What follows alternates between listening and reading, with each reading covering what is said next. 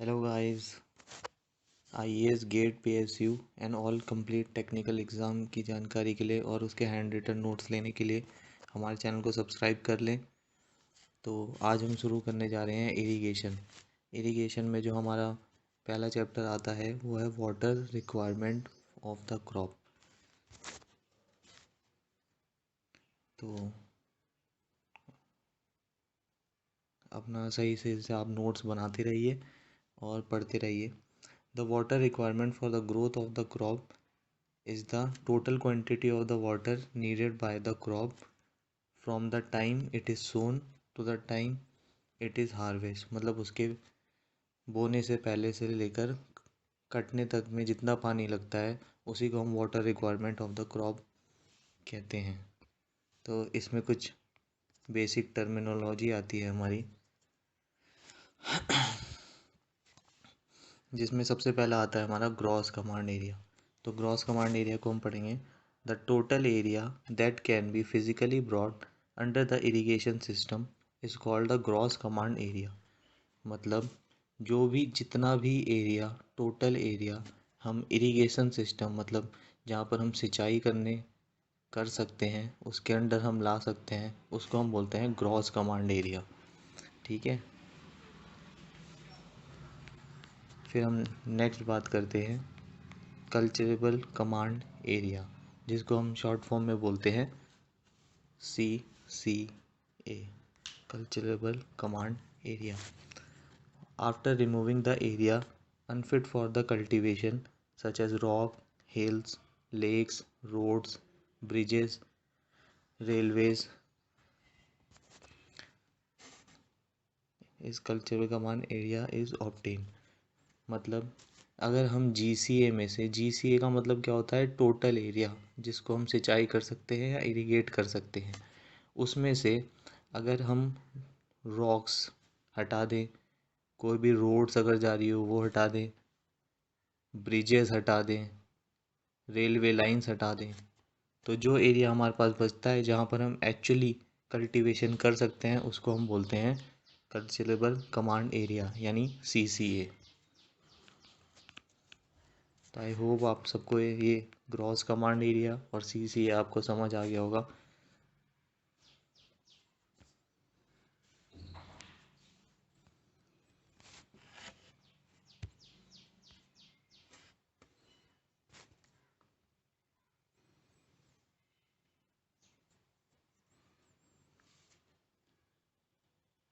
बात करते हैं intensity of irrigation. Intensity of irrigation क्या होता है, the percentage of cultural command area यानी CCA under the different crop is called the intensity of irrigation.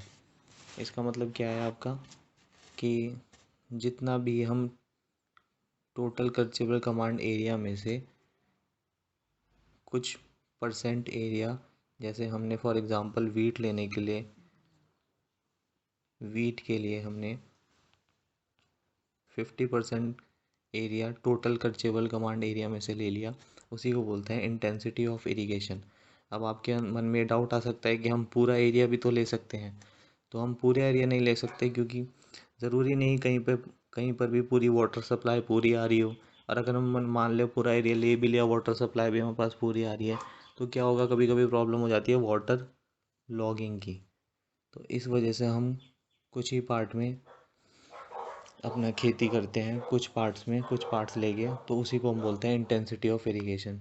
जितने पार्ट्स में हम करना चाहेंगे उसी को हम बोलते हैं इंटेंसिटी ऑफ इरिगेशन।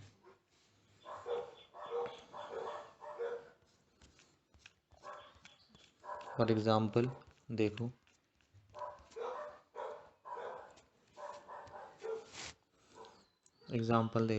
जैसे यहाँ पर GCA दे रखा है तुम्हारा 2000 हेक्टेयर, ठीक है, और अगर हमें और CCA में बोल रखा है कि 50% ऑफ GCA, तो हमें इंटेंसिटी ऑफ वीट निकालनी है। यानी 2000 हेक्टेयर में से जहाँ पर हम कल्टीवेशन कर सकते हैं वो 50% है सिर्फ, तो 2000 का 50% अगर हम निकालेंगे तो 1000 हेक्टेयर आ जाएगा। और इंटेंसिटी ऑफ इरीगेशन कितना है, 40%। इंटेंसिटी ऑफ वीट 40% है, तो 1000 का अगर 40% करेंगे तो यानी 400 हेक्टेयर में ही हम वीट अपना उगाएंगे। तो उसी को हम बोलते हैं इंटेंसिटी ऑफ इरिगेशन। ये एक नॉर्मल सा एक छोटा सा क्वेश्चन था, इसको आप देख लेना।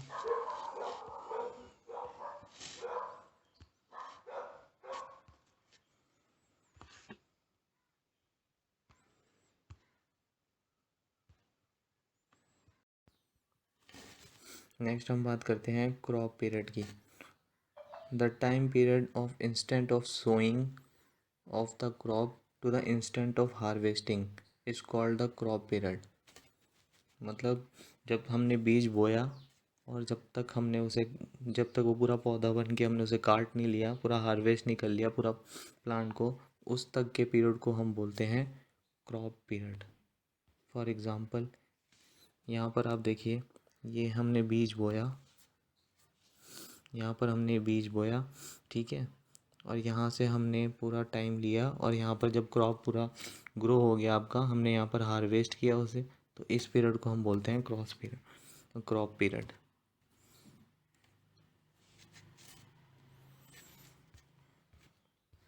सेकंड हम बात करते हैं बेस पीरियड की। The number of the days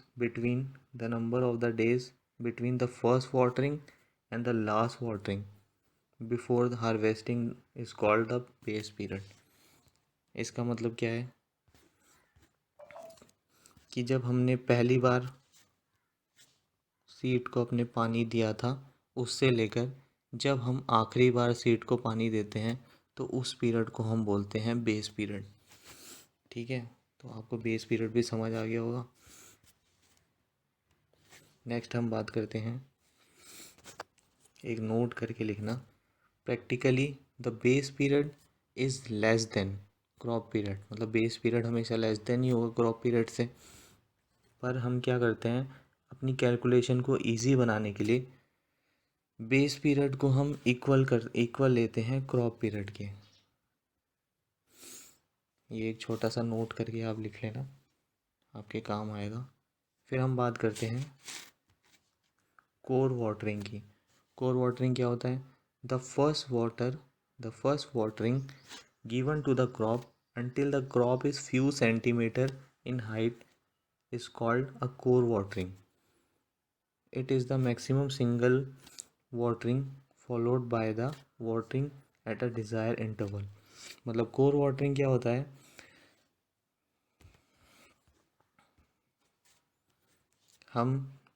जब हमने सीड बोया, मतलब यहाँ हमने सीड बोया से लेकर जब तक सीड कुछ सेंटीमीटर की हाइट तक हमें ऊपर दिखने नहीं लग जाता, तब तक के हम जितना पानी देते हैं उसको हम बोलते हैं कोर वाटरिंग। और उसी कोर वाटरिंग के जो पूरा पीरियड होता है उसको हम बोलते हैं कोर पीरियड। तो आई गेस आपको ये सारा समझ आ गया होगा। फिर एक टर्म आती है इसमें, पैलियो इरिगेशन। तो पैलियो इरिगेशन क्या होता है? देखिएगा, some time before crop is sown the land may be very dry, the soil is not workable, a large amount of crack and fishers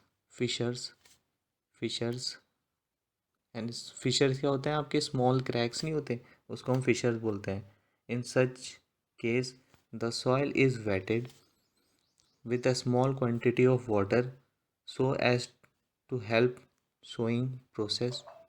मतलब हम जो बोने का प्रोसेस है उसमें हेल्प हो जाए, ताकि सॉइल क्या हो, ईज़िली वर्केबल हो जाए। इसका मतलब क्या है आपका कि जब हमने सीड बोया उससे पहले हम खेत को पानी डालते हैं, ताकि जो अगर मान लो सॉइल कहीं हार्ड है तो सॉइल सॉफ्ट हो जाए और हम वहाँ पर आसानी से अपना बीज को बो सकें। उसी को हम बोलते हैं पैलियो इरिगेशन। नेक्स्ट बात करते हैं हम डेल्टा ऑफ क्रॉप। तो डेल्टा ऑफ क्रॉप क्या होता है? The summation of total water supplied during the base period of the crop for it complete growth is called its delta. मतलब बेस पीरियड के दौरान, मतलब ये बेस पीरियड के दौरान बेस पीरियड के दौरान जितना पानी क्रॉप को लगता है फुल ग्रोथ होने में, पूरी ग्रोथ होने में, तो उसी को हम बोलते हैं डेल्टा ऑफ द क्रॉप। तो अब डिफरेंट डिफरेंट इसके लिए देखो, जैसे शुगर केन के लिए डेल्टा क्या होता है, 120 सेंटीमीटर, मतलब 120 सेंटीमीटर ऑफ वाटर लगा। फिर राइस के लिए क्या होता है आपका 120 सेंटीमीटर ही होता है। कॉटन के लिए क्या होता है 50 सेंटीमीटर होता है। मेज़ के लिए क्या होता है 25 सेंटीमीटर होता है। वीट के लिए क्या होता है 40 सेंटीमीटर। और फॉडर के लिए क्या होता है, जो चारा वारा होता है उसके लिए 22.5 सेंटीमीटर होता है। अब एक क्वेश्चन है, देखो क्वेश्चन को समझो क्या कहना चाहता है। If the base period of a crop is 28 days, मतलब वो कह रहा है क्रॉप का बेस पीरियड, मतलब जब हमने उसमें पहली बार पानी डाला था उससे लेकर आखिरी बार जब हमने उसमें पानी डालता, वो क्रॉप पीरियड है उसका 28 डेज, मतलब 28 डेज में वो फुल ग्रोथ होता है। And it require 7.5 centimetre of water after every 7 days, मतलब वो 7.5 सेंटीमीटर पानी चाहिए उसको हर 7वें दिन में। ठीक है, तो what is a delta of crop, तो उसने पूछा कि टोटल वाटर कितना लगेगा क्रॉप को पूरा उगने में। तो देखो पहले दिन उसमें 7.5 सेंटीमीटर पानी लगा, फिर 1 2 3 4 5 6 दिन तक हमने कुछ नहीं था, फिर अगले 7वें दिन, क्योंकि वो कह रहा है ना हर अल्टरनेट 7 डेज पे, हर 7वें दिन बाद उसको 7.5 सेंटीमीटर का पानी लग रहा है, तो पहले लगा ठीक है, फिर 7वें दिन ही 7.5 सेंटीमीटर का लगा, फिर 14th डे पे हमें 7.5 सेंटीमीटर का लगा, फिर 21 डेज पे हमें लगा, फिर 28 डेज पे लगा। तो हमें अब क्या चाहिए, हमें हमें चाहिए डेल्टा। तो डेल्टा के लिए आप क्या करोगे, सारों को ऐड कर लो, या तो ये भी कर सकते हो 7.5 इंटू 5, तो ये आ जाएगा आपका 37.5 आंसर। अब हम बात करते हैं duty of irrigation. Duty of irrigation, तो इसमें देखो it is defined as the hectare of field irrigated for the full growth of crop by supplying 1 cubic of water continuously during the base period of the crop। मतलब ये क्या कहना चाह रहा है, अगर हम कितने हेक्टेयर ऑफ लैंड, इससे हम एक क्यूमेक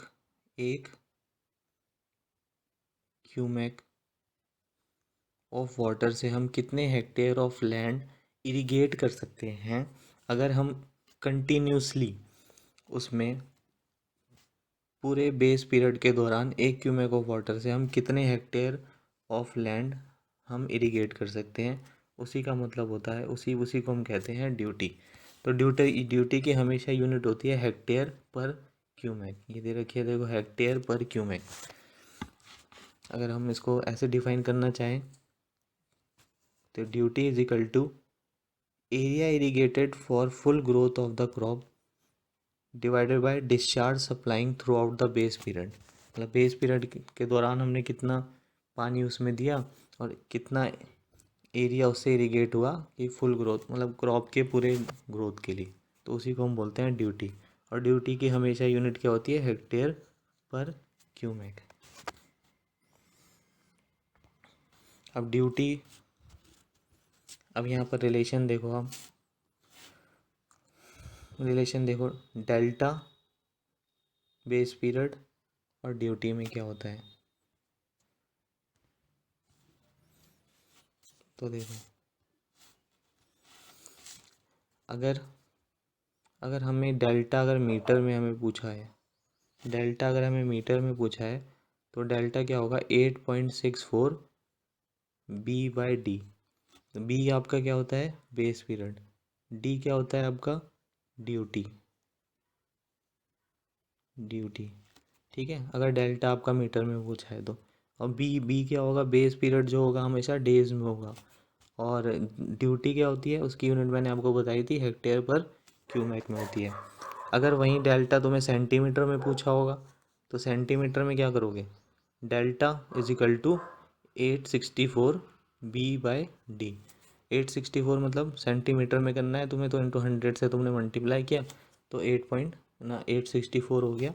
तो ये 2 फॉर्मूले ज़रूर याद रखना, ये इंपॉर्टेंट है। अपने नोट्स में अगर कहीं लिख रहे हो, शॉर्ट नोट्स बना रहे हो या नोट्स बना रहे हो, तो इसको ऐसे हाईलाइट करके स्टार मार्क कर लेना, इसमें से आता ही आता है। ठीक है, चलो गाइस, फिर आज के लिए हम इतना ही रखते हैं और हम आगे अपना स्टार्ट करेंगे कल से। और हम डेली के डेली ऐसे आपको नोट्स प्रोवाइड कराएंगे सारे सब्जेक्ट की, ऑल सब्जेक्ट के हम नोट्स आपको प्रोवाइड कराएंगे, प्लस क्वेश्चन जो भी प्रीवियस ईयर में क्वेश्चन आपके पास आए हैं आईएएस में या गेट के शॉर्ट वाले, जो कि आपको सारे एग्ज़ाम में हेल्पफुल होंगे। For example SSC, JE, civil, state,